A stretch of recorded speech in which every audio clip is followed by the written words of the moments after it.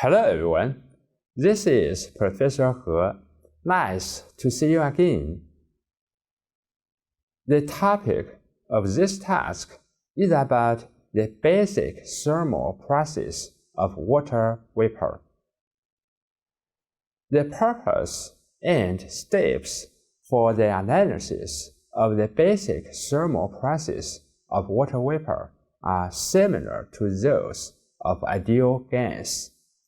The difference is that water vapor cannot be done with the relationship for the ideal gas. However, charts and tables for water vapor are used instead.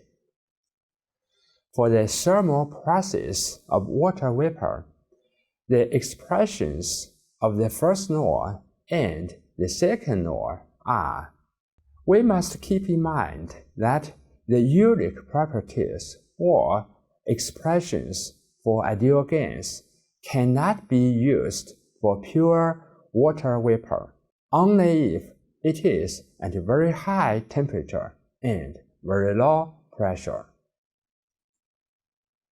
Thermal process for water vapor might include isobaric, isentropic, isothermal, and isochoric process. By analyzing the basic thermal process of water vapor, we are trying to determine the initial and final state parameters, the work and heat exchanges during the process, and demonstrate the process on the PV, the TS, and the HS chart. The calculation formulas of the typical thermal process of steam are: for the constant volume process, the formulas include: for the constant pressure process, the formulas include: for the constant temperature process, the formulas include: for the constant entropy process, the formulas include.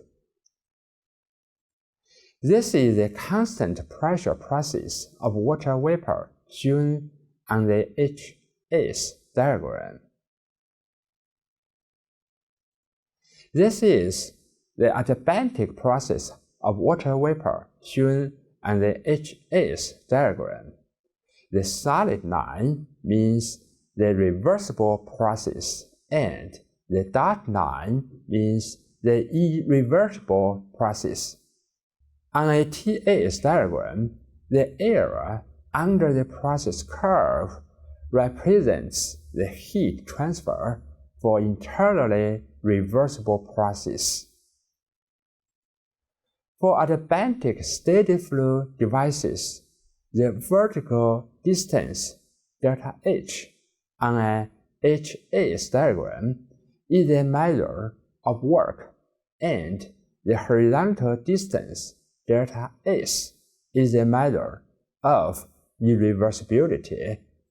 General steps of analyzing and calculating steam thermal process with charts or tables are summarized as: 1.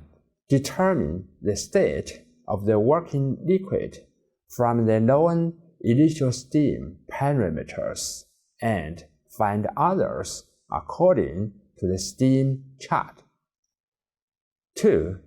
According to the known process such as constant pressure, constant volume, or constant entropy, plus another known end state property. The end state can be determined on the chart, and the end state property can be obtained. 3. According to the obtained state parameters, the basic equations and parameter definitions of the first law and the second law are used to calculate the exchanges in work, heat, and others interested. Okay, that's all for this task. Thank you very much and see you next time.